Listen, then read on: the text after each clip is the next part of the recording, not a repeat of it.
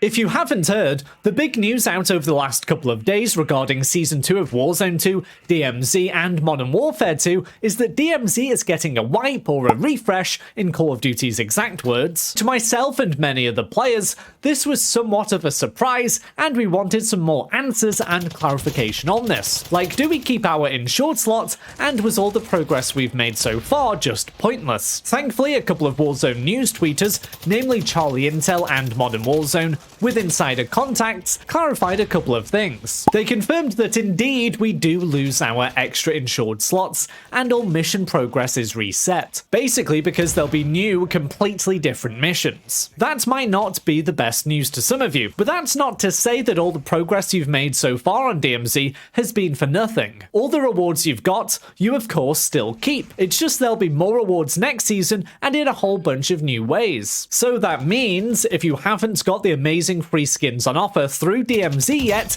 you won't have long to get them. You'll have until the 15th of February before they're gone. I'm going to highlight 5 that you'll be wanting to aim for, and we're starting with the biohazard skin for Koenig. You get this by extracting 7 weapon cases that the Juggernaut drops. If you're with a squad, it's not too difficult at all, so be sure to join my Discord if you are looking for teammates. Next, we have the anonymous skin for Koenig. You get this for doing the Tier 2 Legion story mission, Frame Job, where you have to purchase an LTV, kill 10 enemies with the turret in Akdar village, then destroy it in the marshes. As with all story missions for all factions and tiers, you'll need to complete at least 5 out of the 6 ordinary missions in that tier before being able to unlock the story mission. So Frame Job is the Tier 2 story mission, and you'll need to complete 5 Tier 2 missions to unlock that, and that's the same for every tier. Next, we have the final Koenig skin, and this is the Blood-Soaked skin. This is the reward for completing the Tier 2 story mission in the Legion factions. The mission is Poisoned Well, where you have to acquire 6 gas grenades and throw them into the well at Hydroelectric. This mission isn't too bad in itself, but completing the 5 before it can be a pain. Now we have the defuse skin for Zemo. This is from a Tier 2 story mission, but in the White Lotus faction. Requirements for the Two Birds mission are again fairly straightforward. Just go to Quarry, kill 18 enemies, and destroy 2 supply choppers. My advice would be to squad up